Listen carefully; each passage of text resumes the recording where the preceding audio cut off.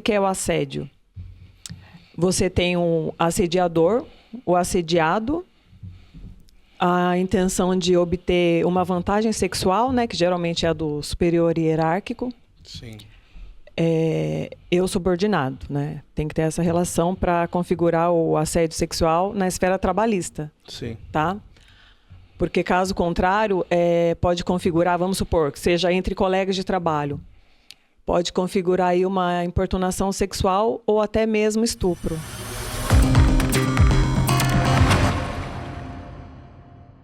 Vamos começar mais um bate-papo jurídico. Hoje eu estou aqui com a doutora Débora Vale Mendes e o assunto do dia é os crimes de assédio sexual. Doutora, para quem não te conhece, se apresenta, por favor. Olá, eu sou a Débora, sou advogada desde 2016. Venho atuando aí na área civil, família, previdência, tem alguns casos trabalhistas também. Legal. Bastante tempo de estrada já, 2016, tem bastante história para contar. Sim. Então vamos lá. Hoje a gente escolheu falar de assédio sexual, né, que é um tema super importante, né, que aflige muitas mulheres, né, principalmente, né. Que são as maiores vítimas. Exatamente. Então vamos lá, doutora. Por definição no direito, o que é o crime de assédio sexual? O assédio sexual, ele pode ter o aspecto na esfera criminal e também no direito do trabalho, né? O que é o assédio? Você tem um assediador, o assediado, a intenção de obter uma vantagem sexual, né? Que geralmente é a do superior hierárquico. Sim. Eu subordinado, né? Tem que ter essa relação para configurar o assédio sexual na esfera trabalhista. Sim. Tá? Porque caso contrário, pode configurar, vamos supor, que seja entre colegas de trabalho. Pode configurar aí uma importunação sexual ou até mesmo estupro. Sim, sim. Tá? Então, em relação a... É importante, então, ter essa relação de hierarquia entre eles, para poder configurar. Senão, pode virar um outro tipo penal. Sim, é isso mesmo. Legal. E nesses casos, assim, em que a mulher está sendo importunada, né, nesse contexto de assédio, o que ela pode fazer, efetivamente falando? A gente sabe que, num contexto de trabalho, ela tem aquele receio de ser mandada embora, né? Como é que funciona isso, doutora? Sim. Bom, os casos de assédio sexual, geralmente eles são realizados às escuras. Sim. Né, de formas veladas, dissimuladas, justamente para que os terceiros não fiquem cientes, né, do que está ocorrendo no local de trabalho. O que a mulher ela pode fazer? Ela pode registrar um boletim de ocorrência, né, informando os fatos. Ela pode levar até o RH da empresa a situação. E o que ela pode fazer? Ela pode também propor ação na Justiça do Trabalho. E realmente existe essa insegurança das pessoas em realizarem a denúncia. Por quê? Porque elas ficam constrangidas, né, com a situação. Eu tive um conhecido que trabalhou numa empresa de grande porte, uma empresa bem conhecida, que ele sofreu assédio sexual pelo gerente da empresa. No caso, foi um homem, então. Sim, pode acontecer também, de homem para homem. Certo. Né? Então, esse caso foi um caso bem atípico, mas eu achei muito interessante falar a respeito desse assunto. Então, ele ficou tão constrangido que ele não conseguiu fazer a denúncia. Ele ficou tão envergonhado que ele não teve coragem nem de comentar com os colegas de trabalho. Né? Nem a esposa dele ficou sabendo da situação. Né? Então, eu tive contato com ele, ele me falou a respeito desse assunto, e ele foi desligado da empresa. Por não se submeter a essa situação. Sim.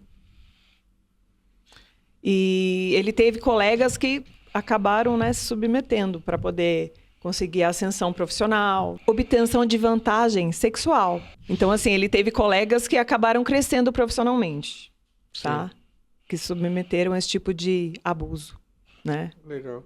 E daí a senhora disse que ele te procurou, enfim, conversou contigo.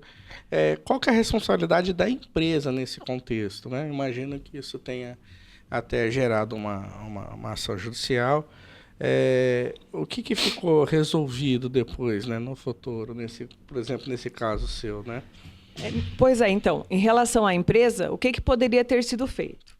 Esse cara poderia ter recebido uma justa causa, porque é uma falta grave. Sim. Tá? A CLT fala que o assédio sexual é uma falta grave. Então, ele poderia ter recebido aí uma justa causa, que foi o que a empresa não fez. Sim. Né? Então, essa pessoa propôs uma ação na Justiça do Trabalho, conseguiu comprovar o assédio e recebeu uma indenização por danos morais. Legal. Então, teve uma reparação ainda que mínima, né? Sim, sim.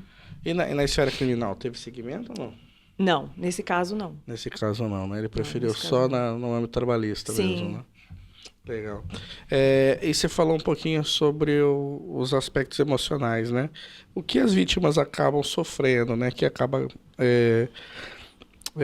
desenvolvendo depois desses episódios de assédio sexual. Bom, as vítimas, o que elas podem acabar desenvolvendo? Pode ter crise de ansiedade, depressão, né? Porque ela pode ser chantageada ali. Sim. Né? Se você não sair comigo, por exemplo, a pessoa que tem um cargo superior, sai comigo. Se você não sair comigo, eu vou te desligar da empresa, né? Vou te prejudicar, vou te mandar embora. Então, a pessoa ela sofre uma pressão. Sim. Né? Em virtude de uma chantagem. Então, é uma situação bem complicada. Eu acho que abala o emocional. E do ponto de vista de prevenção, né? O que a gente pode falar assim, para as empresas, né? Porque é difícil até para a empresa localizar esse tipo de situação, né? Sim. Principalmente em grandes estruturas, né? A gente sabe que tem vários postos de liderança, né? Como é que a empresa pode trabalhar para evitar ou minimizar que isso ocorra, né? O correto é evitar, mas pelo menos minimizar. Sim. Através de treinamento de integração, né? Nós sabemos que a maioria das empresas tem técnico de segurança do trabalho, tem área de treinamento também do RH, e eles podem, né, dar uma orientação mais correta aos seus funcionários. O que eles podem fazer?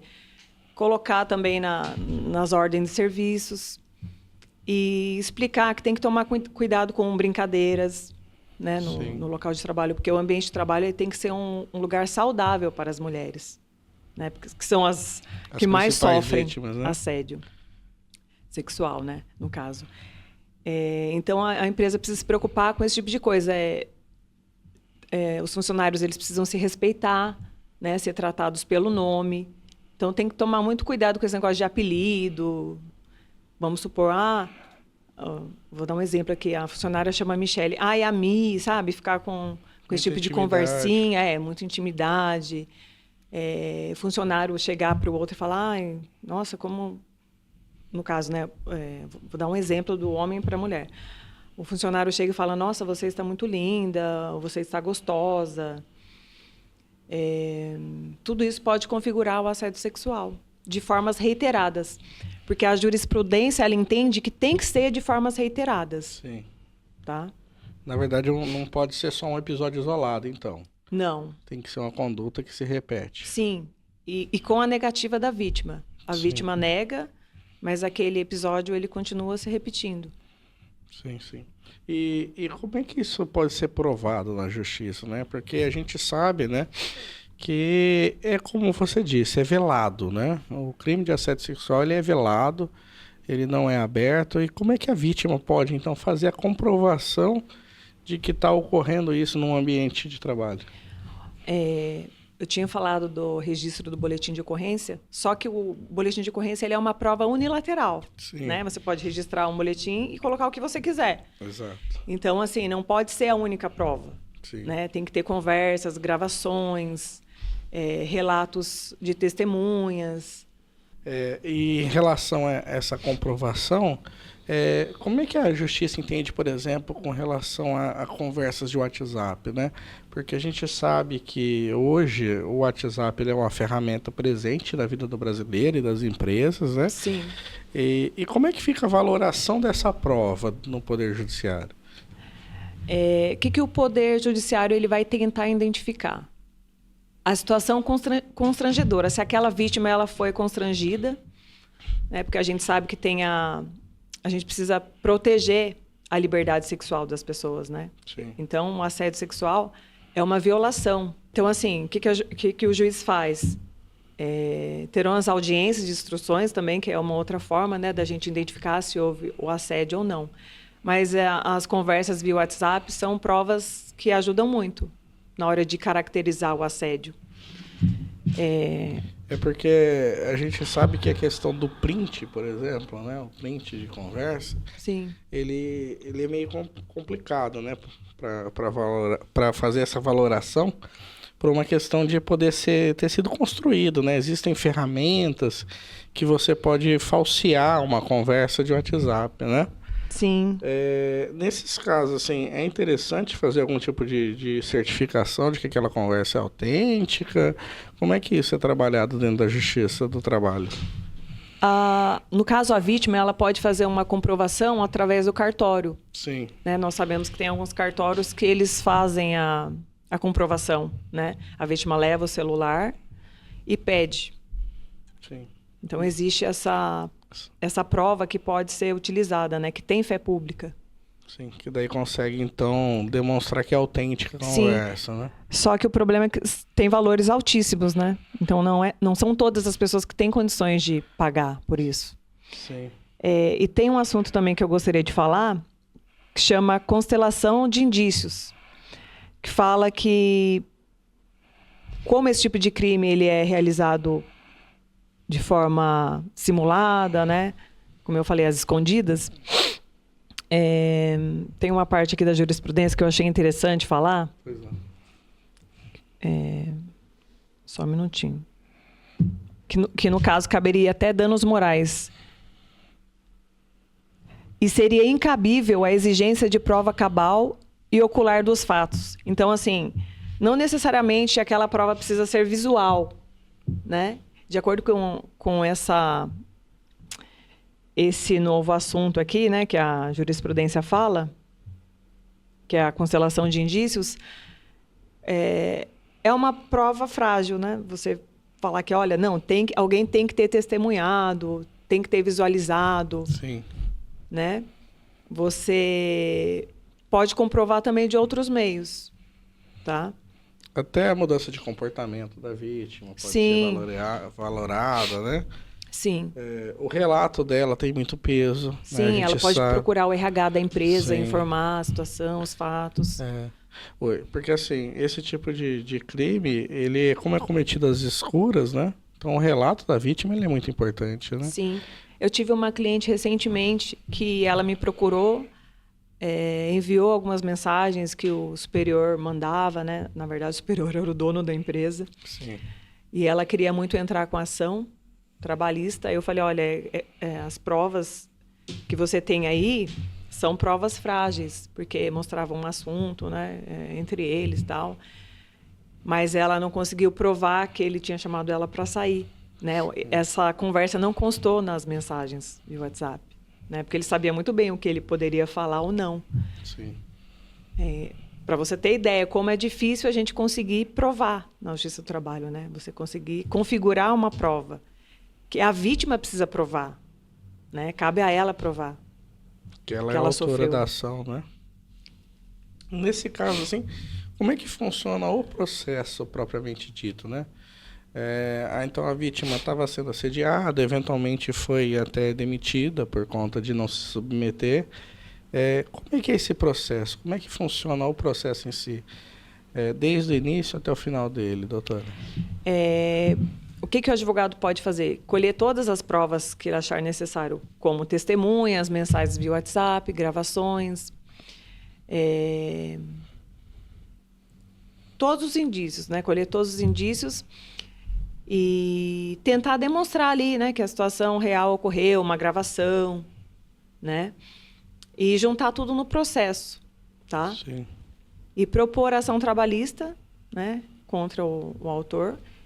E também pode ser registrado o boletim de ocorrência, né, para ser também realizada a ação criminal, né? Então essa pessoa pode ser responsabilizada, né, e ter que arcar com os danos morais e também responder criminalmente. Nesses casos, tem audiência entre eles, doutora? Como é que funciona? Olha, não são todos os casos que têm audiência. né? Porque tem juízes que eles entendem que se todos os documentos estiverem pertinentes no processo, ela já consegue chegar... se o juiz entende que já consegue chegar a uma conclusão só com aquelas provas que foram juntadas, ela já pode decidir sem audiência. Já de plano, já. Sim. Após a defesa. Que é o julgamento antecipado, né? Sim, aí já faz essa... E na esfera criminal, como é que isso caminha, né? Porque é uma situação complicada, né? Porque a gente entende que, na maioria dos casos, deve-se abrir, então, tanto o crime quanto a trabalhista, né? Sim, no criminal, a vítima vai registrar o boletim de ocorrência, vai ter o inquérito policial, né? Que pode ser levado a processo ou não, né? Pode virar um processo ou não. Então, no início é o inquérito, né? Que vai investigar para saber se realmente aquele crime ocorreu. Certo. Né? E tem punição, então, para isso, né? A gente está falando de crime, né? Então, o denunciado, nesse caso aí, ele vai... No caso, né, de ser denunciado, né? Sim. Ele vai sofrer as consequências, né? Sim. Então, assim, é importante o interessado ter ciência disso. De que essa prática não é só trabalhista, não gera só indenização, mas tem uma punição também na esfera criminal. Sim, sim. O artigo aqui 216A do Código Penal, ele fala, né, sobre o crime de assédio sexual. Certo. Aquele que constrange alguém com o intuito de obter vantagem ou favorecimento sexual, prevalecendo-se o agente de sua condição de superior hierárquico ou ascendência inerentes ao exercício do emprego, cargo ou função. Tá? Então, ele responde sim. Mas, no caso, ele responderia com a detenção. Então, eu acredito que é uma pena... Muito branda, né? Sim. Que daí a detenção... Quanto tempo de detenção, doutora? Aproveitando. Pena de 1 a 2 anos. Detenção de 1 a 2. Sim. Não, legal. E vamos lá, adiante. A gente estava falando a respeito de denúncia, de conscientização e tal, né? Hoje a gente sabe que, principalmente as grandes empresas, elas têm canais de ouvidoria, né? Como você tem visto a atuação dessas ouvidorias nesse tipo de processo? Isso tem chegado até as ouvidorias e as ouvidorias têm trabalhado? Qual que é a tua percepção a respeito disso? Olha, eu vejo que, na realidade, as empresas elas acabam escondendo a situação. Né? Por medo de se prejudicar, né, de acabar respondendo um processo, ter que acabar pagando uma indenização. Então, eu vejo que assim, ainda existe um machismo muito grande das pessoas, né? Tanto dos homens quanto das mulheres a respeito desse assunto. A gente teve um caso bem emblemático, que foi lá do humorista, lá no Márcio Smelling, com como é que chama a atriz? Esqueci o nome dela. Da Rede Globo, né, em que ele, na posição de diretor do setor de entretenimento da Rede Globo, né, teria cometido assédio sexual, enfim, foi denunciado. Foi um caso assim que trouxe luz a esse tema, né, que ficou bem famoso e tal, né. Como você enxerga, por exemplo, esses casos midiáticos, né, que trazem à tona situações em que a gente nem esperaria que estivesse acontecendo, né? Que foi com a Dani Calabresa, lembrei o nome da humorista, né? Sim. Como é que você enxerga isso para o mundo jurídico, né? De trazer à tona, televisão, enfim, vários canais, internet, blogs, enfim, todo mundo falando sobre isso. Eu acho interessante o registro da denúncia, né? Eu acho que é importante fazer o registro. Tanto que teve um caso também recentemente do ministro de Direitos Humanos, né? Sim, sim. Que inclusive teve que sair do cargo, porque ele foi denunciado também de assédio sexual. E está respondendo, né, pelo crime. Então, assim, eu acredito que hoje nós temos muitas informações, né? As pessoas precisam de mais informações para poder detectar se aquilo é um assédio ou não, né? Então, assim, acho que as mulheres precisam aí uma ajudar a outra, né? Dar uma orientação legal de como funciona o assédio. E em relação ao canal que você tinha me falado, né, você tinha falado da ouvidoria. Eu acho que é uma prova, é um meio, acho que frágil das pessoas informarem, porque o funcionário ele fica com medo de ser demitido, né? A mulher que sofre assédio sexual. Sim. Ela não vai lá falar, eu sofri um assédio sexual. Ela tem medo, ela não quer perder o emprego. Então, ela fica presa, né, nessa situação. Realmente é muito difícil. É muito complicado. E geralmente, assim, né? Hoje, as mulheres que trabalham, elas normalmente estão sustentando a casa, têm filhos, né? Sim. Ou então até tem aquela questão de quem é casada sente medo de ter uma reprimenda no marido, coisa do tipo. Sim. É uma situação muito difícil, né, para elas, Sim. né? E na maioria das vezes as mulheres são as provedoras, né, da família. Sim, sim.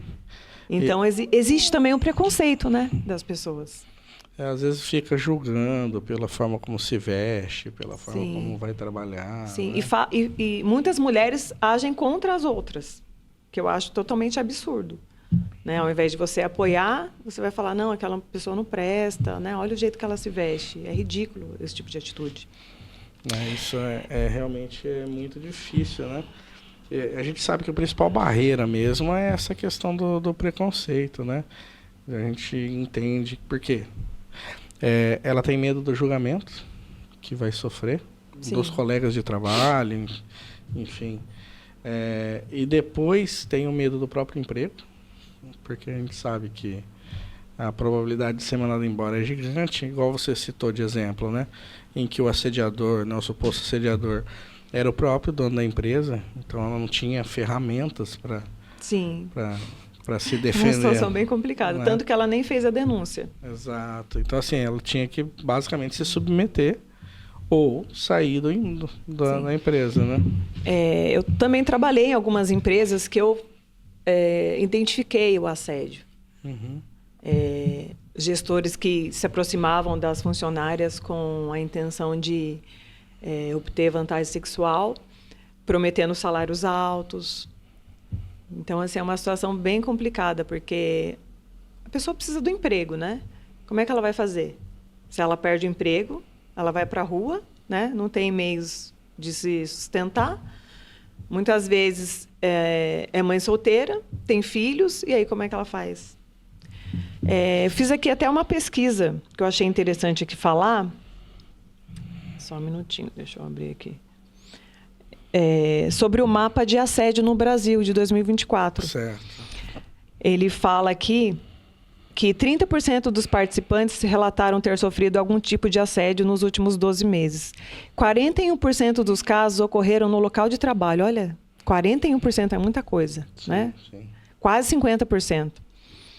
46% dos respondentes relataram assédio moral e psicológico.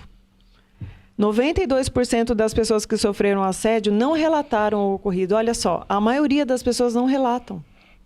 Foi interessante a senhora trazer que o assédio sexual, ele também, normalmente, ele vem acompanhado do assédio moral. Né? A vítima, ela, na verdade, ela sofre pressão dos dois lados, né? Sim. Por quê? Porque se ela não se submete, é normal, né? Natural, que o assediador comece a gerar um assédio moral, então, para essa vítima. Fala um pouquinho sobre isso daí, doutora. Sim, as vítimas podem sim sofrer o assédio moral? As vítimas que sofrem o assédio moral, elas podem sim ter danos psicológicos, né? Existe essa violência psicológica. Sim. Porque a pessoa se sente ameaçada, né? Chantageada. Então, eu entendo que a única forma de resolver a situação é a pessoa se desligar daquele local, né? Porque ela precisa trabalhar num ambiente saudável. Sim, sim. Né? O empregador ele tem que proporcionar isso para o funcionário. Né? Ele tem que ter essa preocupação com as mulheres, que são as maiores vítimas no ambiente de trabalho.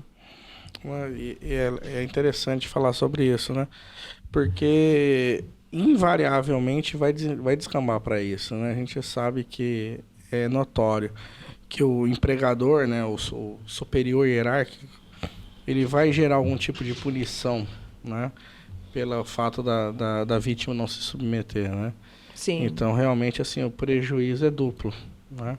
Além da pessoa ser constrangida a se submeter sexualmente, ainda depois vai sofrer diversas punições, perseguições no ambiente de trabalho, e isso fica extremamente tóxico para ela, né? Sim, ela não vai ter condições de continuar naquele local.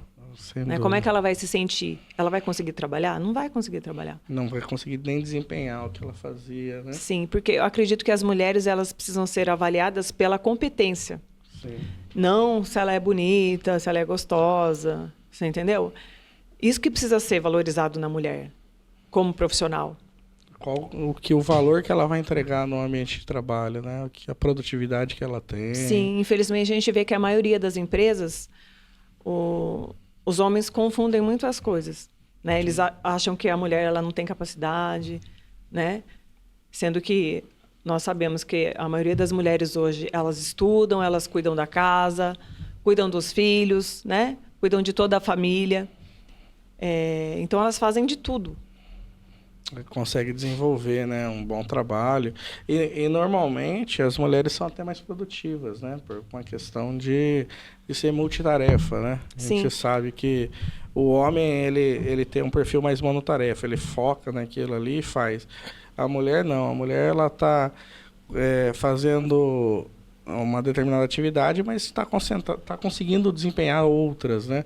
Então, multitarefas. Tá digitando, tá conversando, tá falando ao telefone, tudo ao mesmo tempo, né? Sim. Então, assim, tem um perfil mais produtivo até do que o homem, né? Normalmente. Sim, e tem uma vida mais difícil, né? Porque ela tem que se preocupar com tudo, inclusive com a comida. O que ela vai fazer, né? Para o almoço, para a janta, coisas que o homem não tem que se preocupar. Para ele é mais fácil. Sim, a vida do homem nesse ponto ela é mais tranquila, né?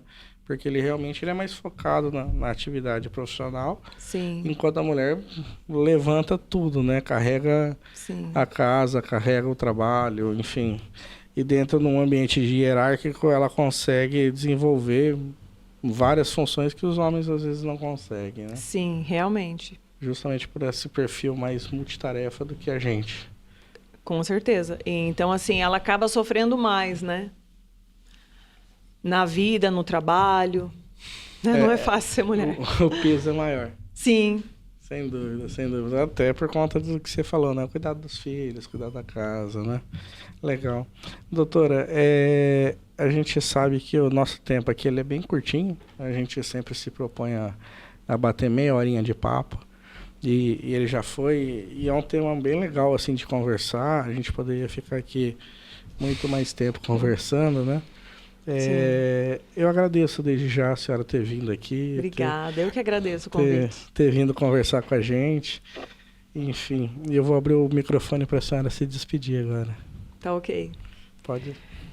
Eu agradeço pela disponibilidade, né? Pela cordialidade, a forma que eu fui recebida, tá? No seu programa. E quem sabe, né? Eu posso vir mais vezes para falar um pouquinho sobre assuntos jurídicos, né? Eu tenho um canal também que eu falo sobre dicas jurídicas no parque, né? Um canal que eu comecei a realizar a gravação de alguns vídeos recentemente, né? Ainda existe um pouco de timidez, mas aos poucos eu vou aprimorando o meu canal e quem sabe, né? Se tornar um pouco mais conhecida, poder ajudar mulheres, né? Então é isso, por hoje é só. Siga nossas redes sociais, se inscreve no canal e até o próximo episódio.